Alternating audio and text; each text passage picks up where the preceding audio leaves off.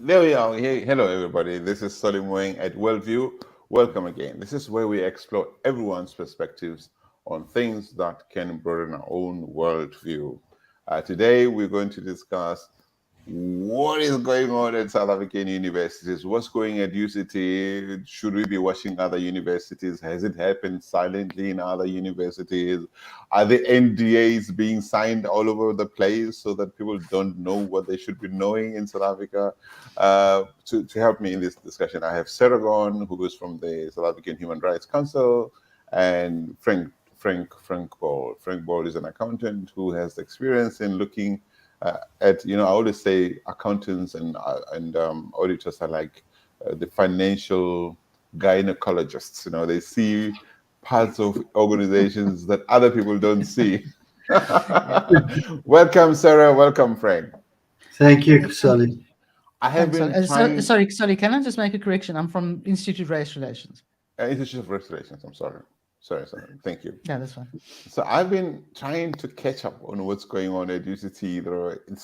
There's so many narratives making the rounds. I've just been watching an interview of Babalang Goyama, the chair of the council there. She's giving obviously her own perspective, trying to explain why she eventually relented and agreed to an internal investigation or assessment, whatever they call it, commission, instead of an internal one.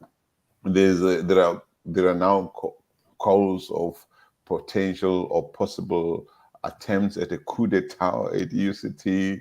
It's very hard to speak against transformation, but transformation also tends to be a Trojan horse in South Africa for all sorts of wrong things. We've seen it over the years. UCT is an amazing institution in South Africa. We cannot let UCT go the way of ESCOM, Transnet, Denel, SAA, you name it. So we can't keep quiet. What's going on? What do you think is going on there, Sarah? I've also been trying to make sense of what's been going on. I mean, it's really the sort of just watching it. I mean, reading it and seeing how the figures, the people involved. It brings to mind the idea of the idea that university fights are so vicious because there's so little at stake. But the problem is that UCT is our premier universities. It's the university that gets the most international attention. It has a sort of solid history, and I think the problem is that the problems it's suffering now are part of what really started when the Rhodes Must Fall, Fees Must Fall protests occurred, because the nature in which they were allowed to progress eventually became out of control. Free speech virtually disappeared. It became a very threatening environment. It happened at other universities as well, but the failure by management, by the leadership to really stamp its authority early on, and to, I think it's almost like a sort of slightly, and it's been not just the current administration, it's to regard students as not being required to be treated as adults. And of course, that it is exactly at the point you go to university, that is the point where you have to start to learn and to be taught to be an adult. It's tough out there, but that should be part of what makes a university successful and engenders critical minds. And I mean, it looks like UCT has lost a lot of leadership.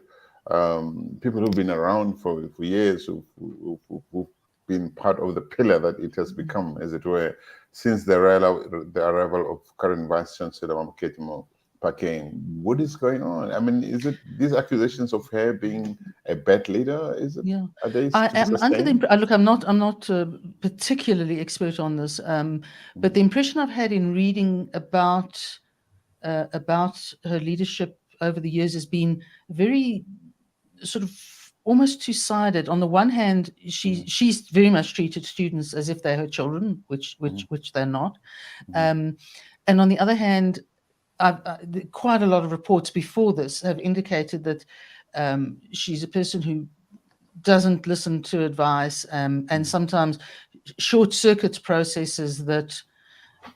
Look, processes in institutions like that are always a bit cumbersome, but they are generally designed to achieve as much fairness as possible. Right. And so I get the impression of sort of prickly character who can become quite volatile. So I think it's very much a personality thing. Whether she had what it took to be vice chancellor, question, but I can't really say. But Has that anyone was ever certainly mentioned she has a chip on her shoulder?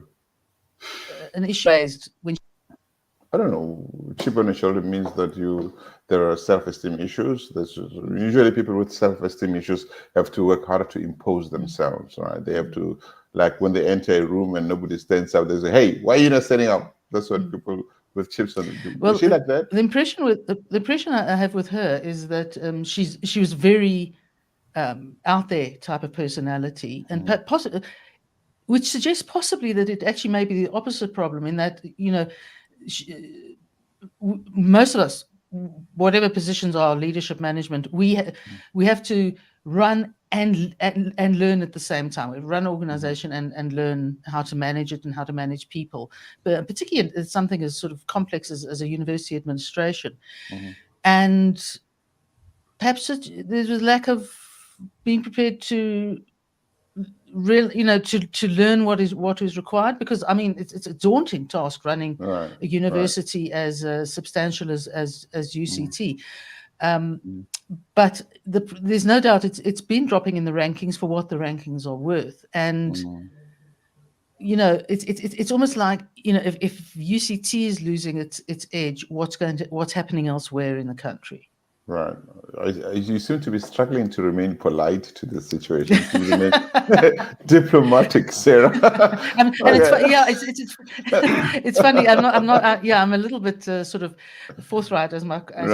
Right. You see, the problem in South Africa is that when we don't call things what they are, they keep going on anyway. Frank, you have been. Yeah, go ahead. No, Frank, you've been involved in the university space for a number of years, and you've seen a lot of really bad things happen at other universities when new people arrive. You've seen abuse of resources. You've seen people being afraid to speak out, people walking away, maybe with NDAs because they were told you can't speak about this. You know, I mean, it's happened throughout South African institutions, for in SAA, all of them. Somebody gets given a huge amount of money provided they don't speak out. So we never get to know the truth. What is your experience in this space? So I've done 8 universities over about 10 years. Okay, rural, and my last assignment was at UCT about 2 years ago. All right, where the financial director of UCT called me in on a special assignment in terms of I'll say credit cards. Okay, and the misuse of credit cards. We wrote a report that basically said further investigation, forensic, and under correction, it went nowhere. Okay, there was because someone made sure that it doesn't go anywhere. People were being protected. So protection, Solly. So such reports, you're on such firing lines, and it comes down to it's big business unit, higher education, big money, academics relying on politics and politicians, and where they sit. I strongly believe that. And but is it in what way are academics relying on politicians? Is there a lot of political influence on what happens in the management of universities in South Africa? Where monetary concerns are, Solly, absolutely. Okay, that subsidy check, that funding model, the pressure of a number of students coming into universities, whether they are meant to be there or not meant to be there. the continuous of numbers through the structures of universities, the delay of degrees, plenty, Solly. Right. And Right. it's costing South Africa another generation. Yeah. So basically, South Africans have been, there are institutions that we trust blindly in South Africa. We've trusted, for instance, the Electoral Commission. I used to call it the Independent Electoral Commission I blindly. think that At is least now people are beginning to ask questions. Universities, we thought everything there, those are nice people with PhDs and professors, but some people became professors within 2 years. Boom, somebody who's never written an article becomes a professor, and they become big-headed and they big salaries. And South Africans have trusted that whatever is happening there is okay, Sarah. So we don't need to look at that. So maybe, how have we crossed the line, or is it good that this is coming out now? I think it's good because I think some assumptions have been made. I mean, one of the big issues, and it's quite difficult to talk around, is transformation, and because it's as broad as it is wide, and in the sense that for me, one of the problems whenever transformation is mentioned, and obviously we look at it most commonly in the business world, is that.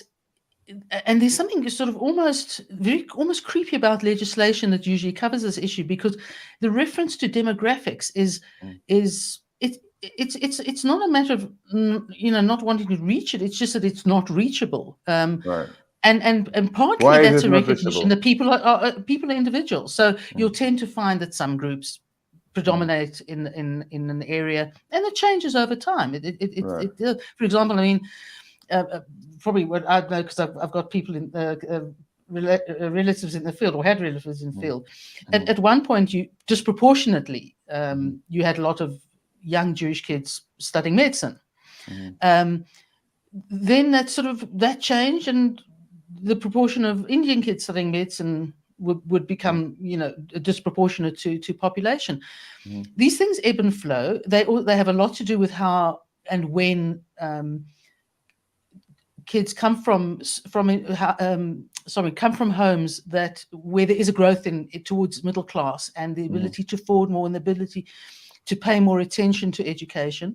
Right. And then, of course, there's the other problem, and that is the need I say, the disaster that is maths and science at school level, because you have generally way too many people in the humanities, in theoretical subjects, and so the society desperately needs the pragmatic skills, or the basis of the pragmatic skills, the engineering, etc. Math, science, engineering, and there are a range of things. And for me, the third thing, and it's worried me for years, is the fact that I can understand the desire for parents to see children go to university, because there's status in it.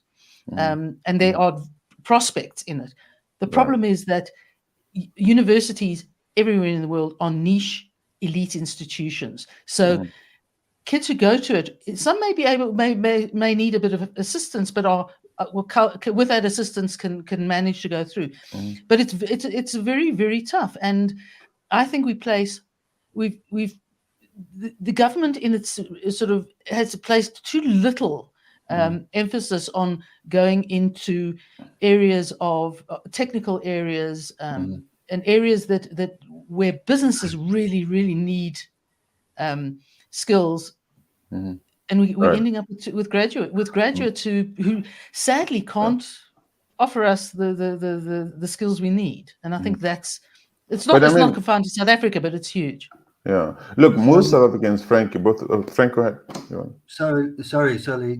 To add to Sarah, in terms of particularly in your rural universities, let's look at East London as a primary example, where you had a technical college being merged into a university. And the changes there, and the culture changes, to it. All right. I would take a bet that this was done in about 95, 96. And those universities are still today struggling to come together. All right, Right. in transformation, in Because they terms lost of skills that could have been there to see through the transition, as it were, into the new era. yes, Sally. Just to add, as we talk about UCT, but Central University of Technology, Mm, okay, 2012, there was a transformation commission of inquiry there, mm, and it went to the High Court, and the Higher Education Act was tested, and mm, from some technical reasons, the vice chancellor at that time and his council got through it.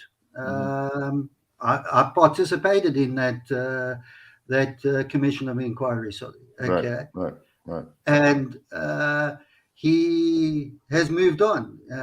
Another university in Durban has taken him on. Okay, even in that cloud of difficulty. Okay, Mm, mm. um, under correction, a professor takes 20 years. So transformation, like Mm. you said, it's not a Yeah. 2-year event. Sorry. Um, yeah, I mean, BEE is part of transformation. So BE has been given a bad name because of bad application. Many people agree. I think a lot of people agree on the need for some form of transformation. It looks like in South Africa, when you place transformation, the aim has been not a bad one, I think, but it's been placed in the hands of the wrong people. Because in my view, you need to have a, a high level of emotional intelligence, maturity, balance, self-assurance. Anyone who works for a boss with a self-esteem will tell you that they will always have problems. So maybe we have chosen the wrong people to help transform this university. But also, what does it mean when you transform an institution that's doing really well? Take SARS, for instance, that was really doing well. Mm. Take UCT that we're discussing today. It was doing well. How do you ensure that you have people?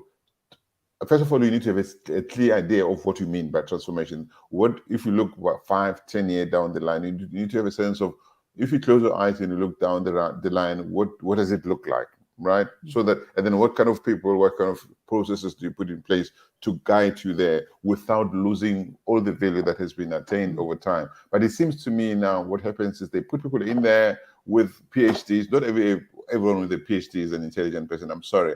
Vervoort was an intelligent person. In my view, he was foolish on apartheid. Okay, he had a PhD. He was foolish on apartheid, and many other people walk around with doctors' qualifications. They are foolish people, generally speaking, in terms of understanding society, how society functions. So if you take me with my fancy certificate, and because I'm a lecturer, I've taught at the UCT, I teach at the university at the EU Business School right now. I can tell you that sometimes not everybody who comes with a certificate is the right person for a particular job. So do you think we're paying attention in South Africa to make sure the transformation has to be done in a way that South Africa doesn't lose? And I'm going to start now. We, Sorry. as South Africa, we came into this new world, post-apartheid world, with a very good institutional starter pack. We have amazing institutions. What we needed to do was to keep the value and grow the value. But in a lot of cases, we're throwing the value away. Is this what's happening at UCT and other universities? Sarah, you want to go Yeah. first? As I say, I can't speak in great detail about universities, but perhaps this applies. My concern with transformation coming from legislation and from government is it's become obviously it's become a source for corruption and nepotism, but it's become a numbers game, and I referred to it to some extent when I was talking about demographics. I think one of the problems in sort of, I'll use Eskom as an example. One of the problems with taking a sort of transform at all costs instantly approach is that you've got people who are qualified at places like Eskom, but they don't have the practical experience. Now, all of us on the show will know that, once you've got whatever qualification you have from an educational institution, whether it's university or a technical university, Mm-hmm. you are only just starting. I mean, I can speak from the point of view of having studied law.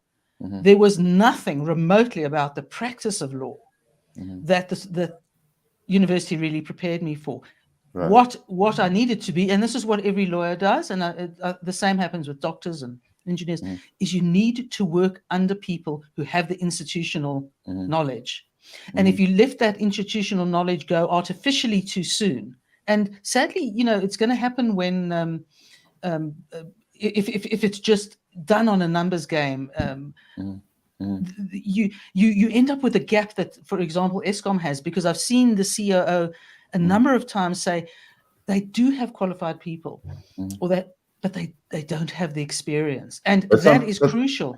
Yeah, but sometimes you have the qualified people, but they don't have the political pedigree. I've been in institutions in South Africa where, like ESCOM, actually, I know people at ESCOM who are, so you have the guys who are appointed by the politicians who can call the Trillion House and Minister so and so, and there are others who have the qualifications and the experience, who've been there for years, but nobody listens to them. So they get instructions for people who were roped in politically, who say, "No, this is the direction we're going to take. That's the person who's going to get the tender. This is what we do." But these guys, they say, "But we can't," on the basis of their technical experience and knowledge. They say, "But you can't do this here." But then the political direction is a different one toward it. And that's a frustration. No. That's a very real issue. And I think perhaps it's probably underpinned by a level of naivety in that you have a government of people who came from a struggle era, and look, quite a good number are university graduates. So, but the problem is that it's the practical application of work post the studies is the slog. It takes time. I mean, one of the things, there's a huge amount of concentration on trying to encourage entrepreneurship. Now, I have a little bit of doubt about it, simply for this reason. Very few people are genuine entrepreneurs, have the whatever it is that makes them entrepreneurs. Most of us can, however, run our own businesses, but we have to have experience under other people to be in that position to successfully run a business. And I think we've in this culture we've expected quick results. Yeah. Too quick results. It's everything is much more work than one imagines. Yeah, Frank, we have a number of comments there. Joking Atheist is a very regular follower of World News, Worldview. He says a PhD is better described as a person having money. Unfortunately, in South Africa, it certainly does not mean capable. And somebody else said, in my book, a PhD is a pothole detector. Love, Andre. Have you encountered many people with fancy degrees and sometimes with business cards? I don't know how many people still carry business cards, but who know nothing. I have. In the academic world, have you, Frank? Yes, Sully. And again, in terms of transformation, and I'll go back to the bean counter word called shareholder. Okay, and what does the shareholder want to get out of it? Be it corporate South Africa, you can get a degree and you get thrown into the deep end. Your line manager hasn't got time for you. Okay, so you're on your own. Okay, and you left in the deep end, Solly. To add on the university front, and one of the universities that we did was people were given positions that they were not capable to do so. The council and the senate of that university said, let's look at this in a practical way and give them a 5-year window opportunity with support to get them into the position and the right degrees and that. So the sad situation, we got there in year 4, and 70% of these individuals were nowhere near. Okay, they weren't pleased, they weren't motivated to get to where they should be. Okay. And I go again, it's about the shareholder, it's about management. It's how they drive it. Okay. Yeah. In this case, when the shareholder is a politician, it goes into directions nobody ever expected, right? Yes. Yeah. And I think that yes, transformation must happen, Yeah. but you've got to have the experience. And on the other side, you're pushing out the experience. Yeah. Okay, you're pushing them out far too quickly. Okay, and you've got to get a balance, and it all comes back to my world of monetary. Okay, you've got a budget, and so you want the old and the experience out because they're expensive, and you're bringing in new that are inexperienced. Yeah. Okay, Yeah. and that's the sad situation. So I would like us to talk about NDAs in a moment. But before I do that, I want to mention that we also invited Arthur Williams. He's known now in South Africa. He's here to flee the country. He wrote a book on deep collusion, outlining how being in a company and other companies in South Africa enabled, facilitated, in South Africa we say aided, abetted, and benefited from corruption at SARS, Telkom, and other institutions. But he has been, he has an UCT experience. He's worked there. He wanted to come on board, but he has recently been receiving threats on his life. So he decided to not participate in this conversation because he's afraid for the safety of his family. So it seems to me that what is going on at UCT is a lot deeper than we've been told. The sense are still shifting. We haven't reached the point where we can say this is exactly what it is. There are too many versions or several versions that are being bandied about. But why would you need people to sign NDAs? I can understand somebody saying, okay, look, we have been a senior person in this company, in this organization. When you go there, we don't want to share our secrets of success with competition. That happens quite a lot. But when you say you can't tell the world why you left, it becomes a problem, don't you think? Well, I think the assumption, as you say, outside of the business situation, or could be in a university where knowledge is gained that essentially is specific. Sorry, I've got hardy dogs. Knowledge is specific. It's been developed by the university. There's certainly grounds. That's very common. But this habit of using NDAs to sort of, we'll pay you a lot of money to go away thing. It's becoming more common in South Africa. It wasn't until fairly recently. But what it does suggest is that ultimately a person leaves. They shouldn't have left. The reasons are not against them, and they've been rewarded. Well, not rewarded, but essentially paid off. I mean, that's essentially what you're doing. And then the NDA comes into place to say, don't disclose. And of course, what happens then is that you don't know what happened, although it's likely to leak out, particularly in a university environment, but you assume the worst. And I think the problem UCT's now just had, and I forget the deputy vice chancellor's name, who's been there for Mamokete Pakate. No, one of the people below her. I think her name is Lange. That's right. That's exactly right. And your reaction is what one knows about the problems at a university like UCT and personalities, etc. Everyone sort of assumes the worst, and it probably is the worst because one of the impressions I had, and I gave advice some years ago to some university lecturers, is that, for example, if there are infractions by staff, apart from students, but the infractions by staff, they have to be dealt with in terms of proper procedures, and those procedures do exist. But what tended to happen is that there would be a sort of favored academic, or an academic whose administration may have feared, and that person somehow never saw the disciplinary process that they should have. Now that of course you create immediately. One is you may be keeping a person who's purely destructive, and the other of course is that you've got unfairness because you apply the procedure in one case but not in another. And that's where the the vice chancellor and her support, they are doing a managerial position. It is not about the academics of it. That is managing the situation, and managing any big institutions, an extremely difficult thing. So you've got to have good people around you, and to limit the damage, because ultimately if people should go because they are not a good fit or worse, they poison an environment, and it just gets it tends to get worse and worse.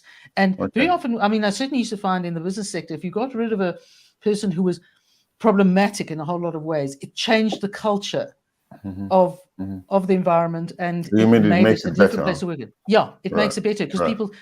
But there is no indication that people interfere. who left, about 11 or so officials, senior officials at UCT, were problematic. Well, we don't know until we don't know. NDAs. We don't know. So Sarah, you have the situation of just enough information gets out to make it look problematic, but not enough information goes out to know whether it doesn't seem to look good on the part of the remaining management of the Babalwa and Mokred. I want to say, Frank, before you come in on the NDA issue, let me just read a few comments there. So Volganti Freebus says, no wonder this country is falling apart. You forced to accept the wrong way of doing things, transforming everything into failure and da.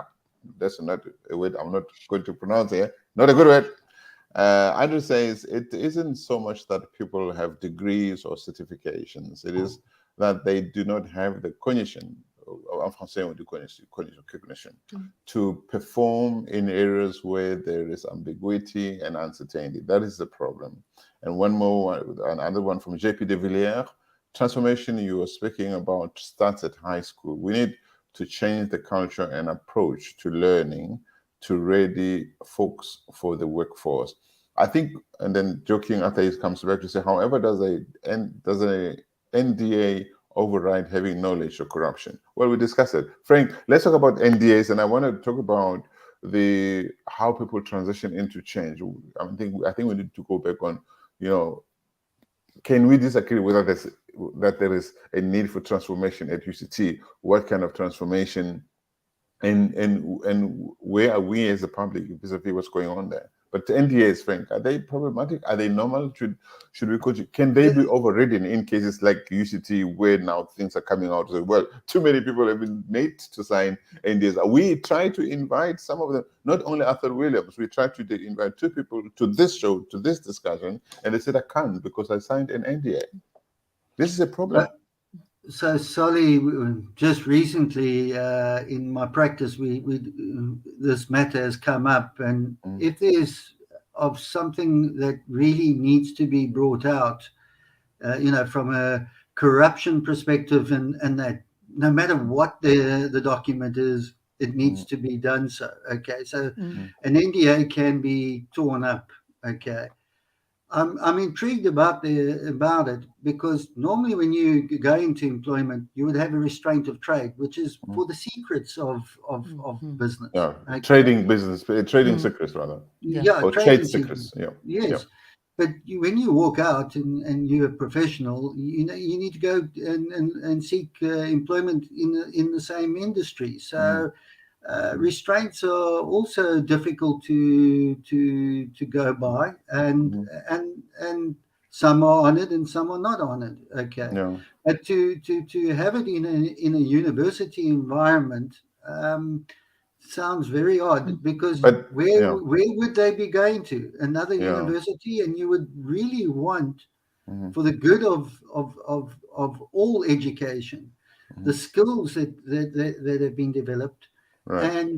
And also, yes, the university gets accreditation. They were the first to do this research, whatever.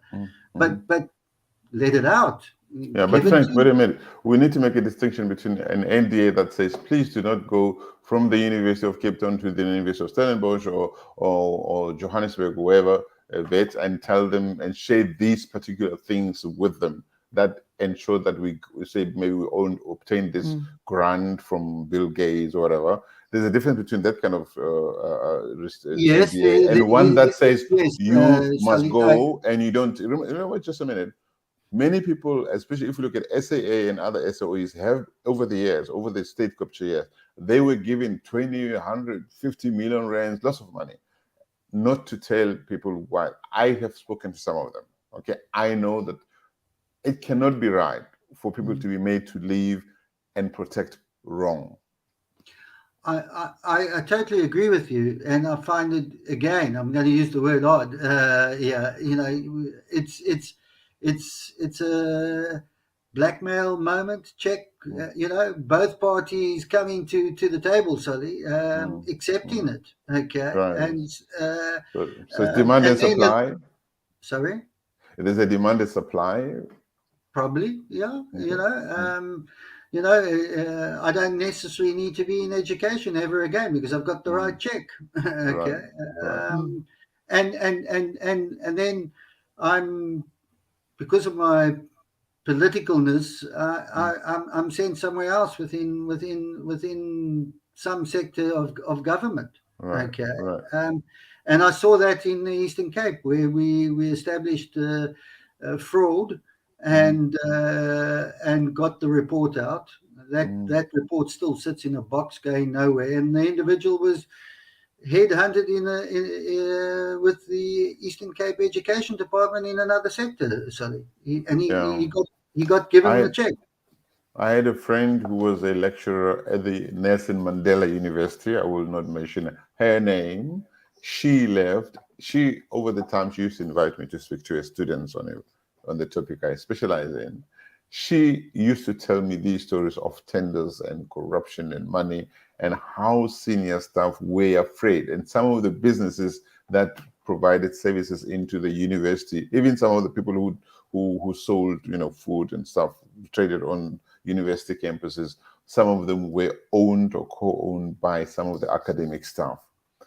This is I don't know, the things we have played Zimbabwe as education minister. I mean, this communist dude, I'm not sure that his head is in the right place. He has a PhD. I don't remember, what. You know what I'm saying? But I think that there is a need for more South Africans to understand the importance of public interest. And many people don't. People, even if you're going to transform South Africa, we need to think bigger. This country was an amazing country with lots of potential. Nobody can deny that.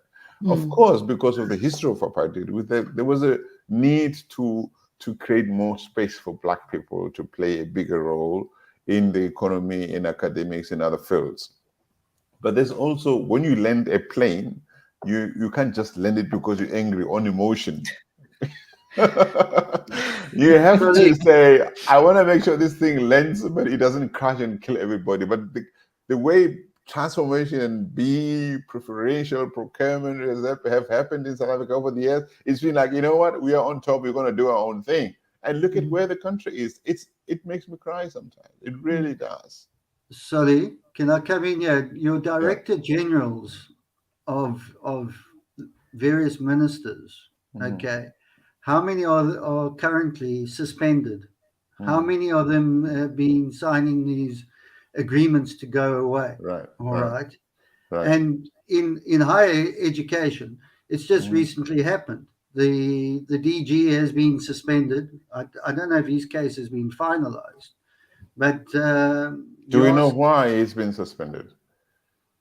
Yeah, I haven't gone into the case, Sally, but obviously some charges again that probably won't even get past a court of law, and it's in some of these instances, Sally, it's designed like that. Right. Okay. Right. To be tested for the general population of our country. Meanwhile, no chance. Both parties are guilty. Yeah.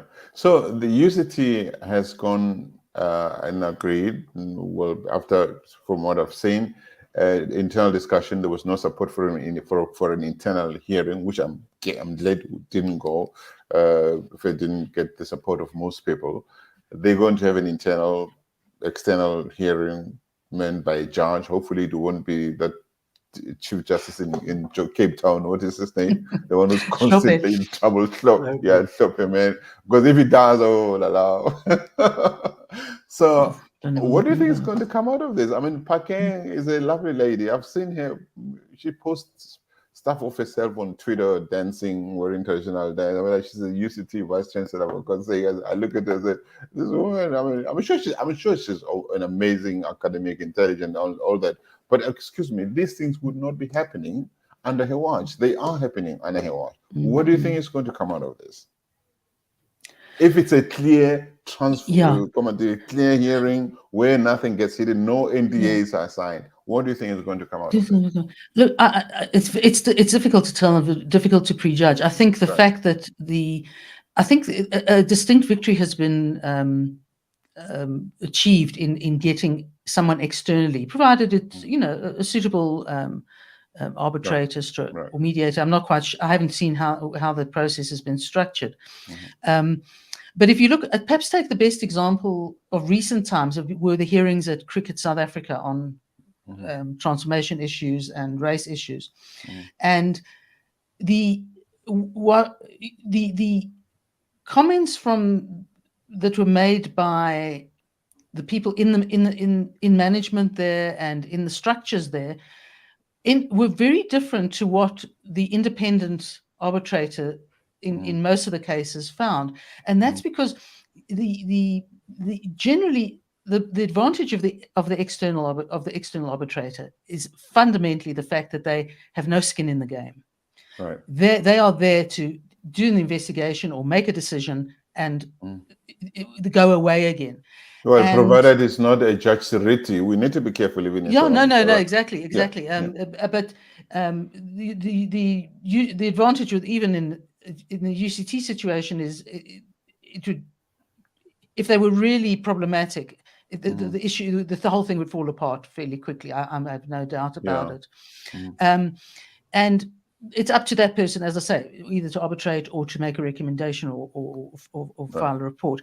But the fact that it's external is crucial, because the whole problem that's come out of the UCT in the last couple of years has been involved personalities attacking each other one way and the other, and that becomes very, very difficult for an internal person to manage, because who are you going to get who's higher than the vice chancellor? The chancellor is not designed to hold that position, so it's got to be someone with integrity and with status, who, as I say, doesn't have skin in the game. Who chooses such people? In the case of universities, you probably find, I would say, actually, you probably best with someone with a lot of legal and with lawyers. But who makes the final decision with a lot of? It gets to be? Well, the final decision can't be taken by that person. Right.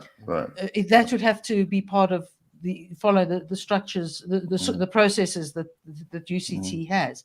But the reality is that if somebody is coming on externally, and it's as big and messy an issue as this, it probably will not end up having to follow the structures.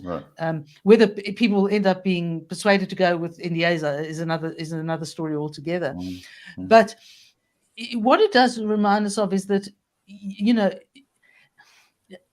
as you say, with all the academic qualities and that a person may have, that ability to put that understanding of that together with the ability to practically manage. That means, managing a university is like managing. But I understand the context. They're managing a department of the state. Right.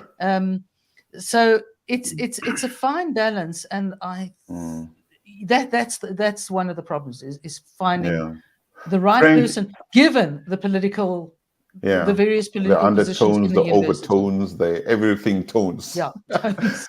Multitones. Sorry, Frank, what do you think? Go ahead. What's very important here is the references given to this judge. The terms of reference. Terms of reference. It's extremely important, because if that doesn't get put out there correctly, it's lost, and it's lost. It won't be accepted by UCT when it comes out, and so. Who does that? And should it be the Minister of Education? Probably not. It should be someone else outside there. You see assisting. that, yeah, Frank, you raise a really good point because actually, even here, there are two issues. One, the processes that led to the resignation of 11 senior academics in a very short period since the arrival of Mamokgethi Phakeng. One, two, Mamokgethi Phakeng's management style, because there are two. It appears to me that the assessment is going to be based more on what happened, why there are NDAs, and maybe there's important information to be protected and all that, and not on, is she the right person to manage, to oversee this big ship, Mamokgethi Phakeng? And it's a difficult thing in current day South Africa because she's a woman, she's black, she's very qualified. Nobody can take that away from her. But should black qualified women be protected from criticism when they should be criticized? I don't believe so. Yeah, well, you see, the problem that's where you get the whole debate with in what transformation should look like, because again, if you see, if people who are who are given that position and they take that, more importantly, they take that position, the responsibility is such that they've got to, anyone who holds that position has got to be held to the same standard. Right. And there tends to be a kind of, well, she's black, well, she's a woman, this is persecution of some kind. The problem is that nothing changes, and at the end of the day, what is crucial, it doesn't matter what's happening elsewhere, is the success of the institution. Right. Right. Businesses are the same, and the problem the impression I get is that the interest groups with the council, senate, the interest groups of the alumni those have changed. Their power, their influence have changed, and to what extent that may be, you may need to. They may even need to look at restructuring some of those institutions within the institution in order to run more effectively and minimize, if not get rid of, the abuse that comes with personality and power. Yeah. Frank, you want to comment on that? No, I'm in total agreement. I think some internal restructuring, step aside, allow the process to take place. Yes, does she continue to manage whilst this process is taking place? In the case of Central University of Technology, that VC was allowed, and I felt shouldn't have been. Okay. But UCT is in a bigger position, from a branding perspective. So, but look, so look, usually when somebody gets interviewed for a job, and I've been interviewed for jobs, like all of us, I think, you have, and especially for senior positions, there's an opportunity or a time where you have to demonstrate to the panelists interviewing you that you understand what is needed from the person who gets appointed into the position. So there would be also a job description. I wonder how they would describe transformation. In other words, first of all, the core job of a vice chancellor is to manage the university, that operations and all that. I imagine they report to the council, right? But when it says transformation, I would be interested to see if anything written had been signed, agreed upon with the vice chancellors. Okay, you are now going to transform UCT. This is what it looks like today as you come in, and this is what it must look like in 5 years or so many years. And these are the indicators of performance indicators that we're going to be looking. These are the milestones. Because that would be fascinating. That would be a fascinating document to look at. Did she just come into a good job and say, hey, wait a minute, there are too many white people here. Let's get rid of them. Let's get a few black friends of mine. Oh, was there a call from the top? This is a thing. Because that's where we are at, right? So could I come in? Yeah. Again, I'm using the reference of Central University of Technology. There was a report written, went through Senate, went through Council, and went to the VC. Okay, Mm-hmm. VC did participate, and Mm-hmm. no doubt in the UCT aspect did. Mm-hmm. But it's then a report and how you manage that report and get across the line. Right. So if you've got a lot of ego, you push and you Mm-hmm. push hard, Mm-hmm. okay, and you want to achieve, Mm-hmm. and you can go very very wrong in for the institution. Right. And I would think that UCT would have that in a written format, okay, Yeah. and Yeah. it's all about interpretation, Solly, within the group. Mhm. But in terms of UCC, before we do that, joking Athai says something that he says the first duty of his South Africa can no longer afford to transform in such a way that quality and functionality are ignored. It's like it must work for the greater good. I totally agree with that. Andrew says the first duty of his VC is to preserve rather academic standards. I agree with that. The second is to preserve plant materials, libraries, and the like. That is all I think. Well, there's also the transformation prerogative. I think we need to unpack this. We need to go into what exactly was expected of the VC. Has she been too overzealous in her approach to this thing? Getting rid of people that needed to help carry this thing forward. Because when you get rid of people who are going to help you do what you're saying, Andre, preserve academic standards, that's extremely important, especially the global ranking of an institution such as the University of Cape Town.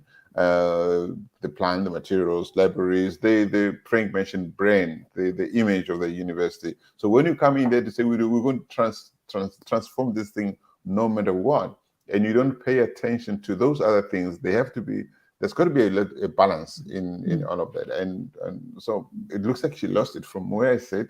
It looks like she lost it. My impression from some of her utterances is that I don't know what her job spec on transformation was, but she tended to come across as having a little bit of a romantic idea about what transformation should look at. And I think the one area that the universities, that their transformation, however one defines it, or whether it's the number of black students, etc., is the fact that you have to factor in a poor schooling system. Right. That will a good system will feed in better people. Better people. I mean, people who are capable of managing a university environment. Yeah, and it's tough enough if you have. I mean, the difference between school and university is quite startling. I think for most people, right. It certainly was for me. But I think the reality is that let's talk about transformation, and the government has encouraged a sort of, as I say, transformation by numbers. And what I'm saying is that there are too many factors that suggest that transformation won't be even. It won't necessarily take 20 years. It may take 30 years. It may be set back by the poor public education system. Right. And these things have to be, if you want the society to succeed and to ultimately result in the sort of transformation the society's needs, it may be about saying, well, you need to keep those middle-aged white guys in for longer in order to pass on the skills. But transformation should in South Africa, transformation gradually get rid of the white people and replace them with the black people? I mean, South Africa is a diverse nation. It's a diverse country, and it's also the fact that if you look at pure numbers, I mean, using the white population as an example, I think we're 8% of the population. So it's just naturally there's going to ultimately be a change. Right. Yeah. But you also want young whites who are born, your children, friends' children, who are born in South Africa, who love South Africa, who want to contribute there. You want them to look forward and say, there's a future for me here. You don't want to create an environment where they are scared. Absolutely. I mean, look, as it happens, my kids went at different stages to WITS and to UCT. And my older son, my younger son I think, is a bit concerned that, you know, but they both have found it a real struggle. And the most horrifying thing for my older son was going for job interviews, and particularly when it involves state institutions by virtue of his qualification, where they literally said, "You qualified, but you don't meet our transformation criteria. We will withdraw the job from the system." And I thought, you know, the extraordinary thing about that is not only obviously it prejudices him because he's a white guy, but that the society loses rather lose the job. They would rather lose the job instead of taking the person who can ultimately contribute. It's way too complicated an issue to say, you know, we've got to have sort of 80-10, 3-5, whatever the things are. That's just social engineering from as far as I'm concerned. So we have a little less than 5 minutes to finish this discussion. Frank, what do you think? I mean, what do you think? No, the question is, do you think it should be clear that when you transform something, this is what it looks like? Because right now it seems like it's left in the. It's almost like beauty in the beholder what do you call the beholder's eyes. Yeah, I do think it has to be spelt out now and accepted that the loss of school and I'll go with Sarah. Our foundation education is horrific. All right. We're not measuring about the color. We are meant to be looking at world standards, and we are killing our next generation by allowing this to continue. And you know, there's a report that comes out on the higher education of how many degrees white, black, colored, Indian. Okay. And the 8% is still far too high. Okay. And why? It is because is the poison chalice, the foundations, is the poison chalice there? And it needs to be corrected, you know. And I'll go back to 1994 with our Minister of Education, where he just killed teachers' colleges. He killed nurses' colleges. There are two comments here. One from Anthony Luther. He says, "Incompetence leads to destruction. South Africa is ruled by criminals. Keep a very close watch on this evil plant. National Democratic Revolution. This is socialism embracing communism." Oy vey. And this joking and this joking author is saying, should transformation in 2024 be placed as a secondary goal, not primary? I think transformation, I'm not against transformation, if I were. I think it's how. It's not whether or not it should happen, it's how it should happen. If it's too emotional, I keep saying, if it doesn't think about the bigger picture, preserving, I think Luther, somebody else earlier said something about, Andrea, how do you preserve the academic standards? For instance, SARS was transformed. It was destroyed. Many institutions were transformed. They were destroyed. Okay, so what is it? So how do you keep the balance between ensuring that the standards are kept, whether you like it or not? We have herited some amazing cities and institutions. Live with it. And we have destroyed them because we wanted to transform them. We have to try. And Andre and joking at is, should we continue destroying things because we want to transform them? Can I just say one of the sort of my bugbears is, and it's been very much part of the sort of political zeitgeist in certain areas, and including government, and that is the tendency to trash everything on the basis of colonialism. I mean, when you get a university, you've got basically an institution that you as a country can do something with, whether you build one or whether it's an existing. So let's take UCT. Yes, came out of colonial era, certainly, but in and of itself, it is just a thing. It is what the people invested in it do with it. And it's tragedy. And I mean, our railways are a beautiful example of it. Are they still there? There's an institute. I don't know. I think the mines are just not getting anything to the ports where there are now strikes where they're not getting out of the port. But it's that thing of, the one advantage of colonialism is a whole lot of things were built that could be that didn't have to be run in the way they were run in the past. Helen Zille said they got into trouble. That's true. But it's a case of they were there. We started at a huge advantage by having railways, by having universities, and because of the sort of allowing that sort of anti-colonial thing to just be perpetuated in every respect. Destroy without being sure what you're replacing with. Take it. It's yours. It's do something with it. It is there to be done with. And the tragedy is to lose our universities the way we've lost our railway system and passenger rail and all those institutions and our electricity. I mean, stealing the electricity. It's criminal because it meant the new government, the ANC government was starting at sort of 0.10 instead of 0. And there's a lot of benefit in that because it's entirely in the hands of whoever's hands it is in. Joking Athe says, you must remind you, be careful, Sarah. You can't say colonialism brought technology. Okay, lady and gentlemen, I would like to ask one question and maybe give each one of you just say your closing remarks. First, Frank, the question is this.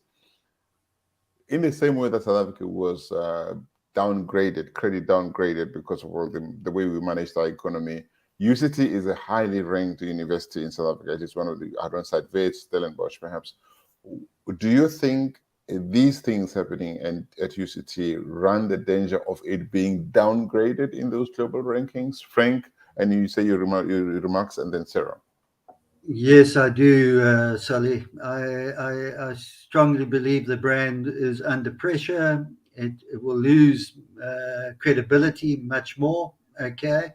And we're not talking about South African standards. We're talking about getting our children, no matter who they are, to be in the world. We are competing in the world. Okay. And the custodians, be it the academic, be it the politics, be it corporate South Africa, we need to ensure going forward we work together, we assist our next generation to be really up there. But we're not going to do this, Sully, as we start to fight internally between ourselves in the universities. And yeah, that's all I'm going to say. Okay, Sarah, your parting shots. I think I saw an article the other day that already indicates that UCT is dropping in the rankings, and its position has largely been maintained, I think, by research that research takes a few years to kick through, or not, as the case may be. And I can only echo what Frank said. I mean, we're never going to be in the position, have universities in the position of Harvard or Yale, but very few universities ever are. Basically, the role of a university is to inculcate knowledge for the sake of the society in which it operates, and anything that runs it, and the world. And we have some areas of extraordinary excellence, and why lose it? I mean, that in itself, those little departments of excellence, whatever they may be, they can contribute to the society both in terms of financially and in terms of knowledge. And it just would be incredibly sad, because to try and bring up something that's started to sink, very difficult. Yeah. Well, Sarah, Frank, thank you very much for being part of this awesome conversation. It's going, as I said earlier, the saints are still floating all over the place. They haven't settled. We're going to see who says what. The vice chancellor is now blaming people of some kind of attempting a coup d'etat. It looks like the old order wants to preserve the old order. That's the implication coming out of there. Is expected. It's painfully predictable. So hopefully, maybe we'll have this conversation again in the near future to see where things would have gone. And to our viewers out there, those kinds of the new ones and ones who follow us every week, thank you very much. Thank you. This has been WorldView, where we explore everyone's perspective on things that can bring our own worldview. And I'm Solim Wang. Thank you very much. Have a nice evening. Thank you. Okay. Bye-bye.